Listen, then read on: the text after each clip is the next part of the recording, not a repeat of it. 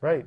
It's where the coalition of business and government really began, a planned economy. And they were not shy about saying it. We want a planned economy. And then you'd have things like the CCC and the AAA and all that agricultural WPA. Right. And really, the agricultural policies are what destroyed the small farm because the land all got subsidized. And so the corporations came in and bought it for a cheap price. And they told you, you can grow this, but don't grow that. Right, and they paid you to not do it. They did. So, I mean, it was incredible federal power. And it something like the TVA, the Tennessee Valley, which is what increased federal control over electricity and things like that. Like Roosevelt's opponent in 1940 was a man named Wendell Willkie. And Willkie was a lifelong Democrat.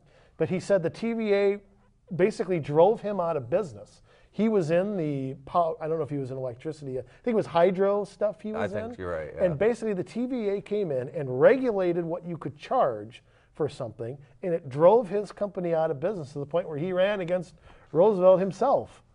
So, you want to know why we have only one choice for electricity? Who competes with Xcel Energy? Yeah, Nobody. Right. So we really don't have freedom of choice when we flip on a light switch. Right. We haven't had free enterprise, truly free enterprise in the United States in many industries for a long time.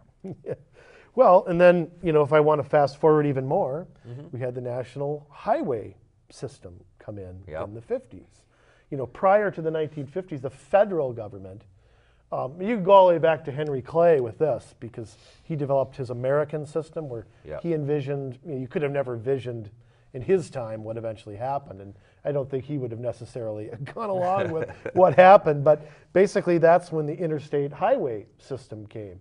And the federal government sort of from that took that a step further in promising states money if they built what the federal government wanted. Yeah.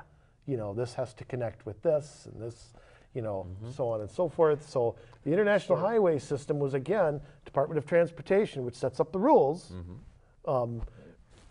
expanded authority even further. It's always dangerous to accept money from the federal government. Especially when you do it to plug up your budget. It never comes without significant strings attached. Yeah, and you can take it to issues like education. I mean, how you got a bureaucrat in Washington, D.C. trying to tell a school in Robbinsdale what their standards are going to be. Elementary and Secondary Education Act of 1965, the first big federal piece, and that gets renewed. No Child Left Behind was part of that. And just another thing where the federal government, but 1913, we bring it back to that, was the point of no return. There's so much to unravel. And one lesson to take, I think, is, Dennis, a lot of what you were saying, that once government is there and once it grows and once it takes something, taking that back is a monumental task, even on a small level. Right. So yeah, I mean, we've got to a point where it's permeated everything. Our cities are looking for money for our states. The Metropolitan Council. The Metropolitan Council is looking for money from the Department for Urban Housing and Development and the Department of Transportation. And it really is just, it's gone into every facet of government from the top down. Yeah, and another scary one is something like Medicaid. I mean, Medicaid is a state mandate on all 50 states.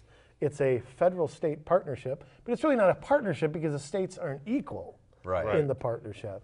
And then states have created their own. States have modeled the federal government. This is another scary thing. Income taxes. Income tax in states were almost non-existent before 1913. Well, what are they now? 43 states have an income tax. And Minnesota adopted theirs in 1933.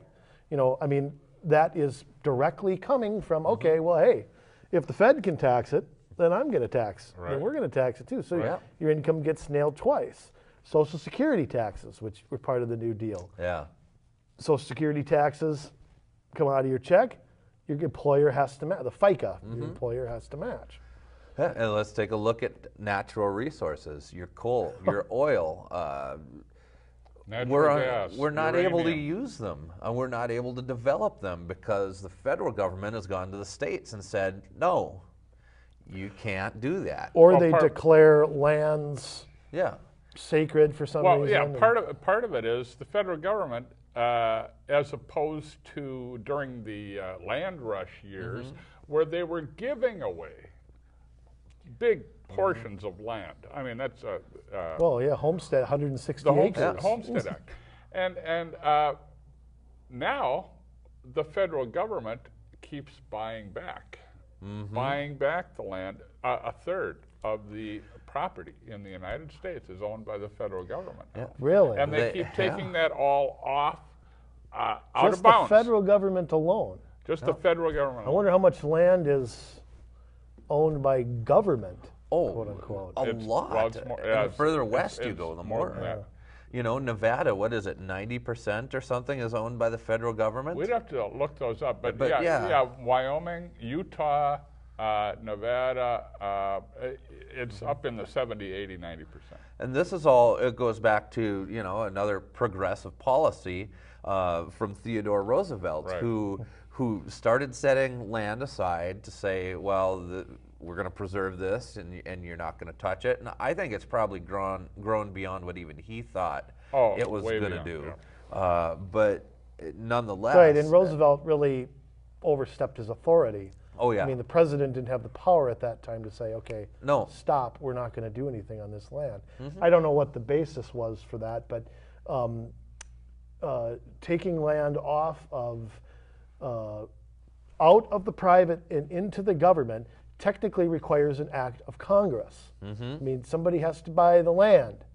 It takes an act of Congress to do that. Well, there was an executive order signed by Clinton back in the 90s that gives the management of a bunch of these lands, biospheres, they call them, over to the UN to handle.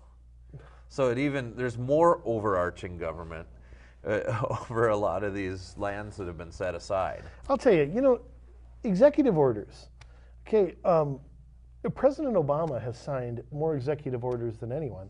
Why is this not being, why is our media never bring this up? I mean, an executive order gets signed and you find out about it 10 years later. I mean, where is the reporting here?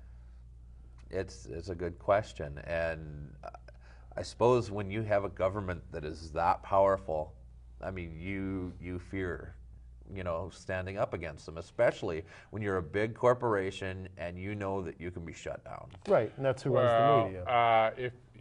If you look at who owns the media, and you look at the relationships that exist between the owners of the media and the people who are looking to bring about a new world order, you will see that there are, you will find out the reasons. Maybe we talk about that Well, but later you look at who's in charge of the media. Okay, Disney, Yeah. they own all the ABCs, all the ESPNs, blah, blah, blah. You got, when GE owned NBC, it's now Comcast, which was already a big thing. You got Viacom, you got News Corp, and you got Clear Channel. I mean, that's pretty much it. They control almost everything. Yeah. Which is probably why the media talk about the same thing, the same poll, the same, you know, court case that's going on, whatever. Nancy Grace standing there with her nose nostrils flaring up. I mean, I guess I forgot Turner Corp, but so there's another one. But you know, free media is something I think that is lacking as well, and that's, you know, again, why we have to go to the alternative media. We have to go to the blogosphere, and we have to go places like that they're trying to shut down too. Or community television. Yes, of course. Yes. Yeah, Now, forget this worldwide exclusive show. during the last 20 plus minutes, you've heard a lot of things that you probably never even heard in history class in high school, even if you attended it. They don't teach this stuff? They don't teach these things. In fact, we didn't find out these things in high school. We didn't find out these things in college. These are all things that we learn through self-study, through the internet, through the things that are out there that can help put today's circumstances into perspective.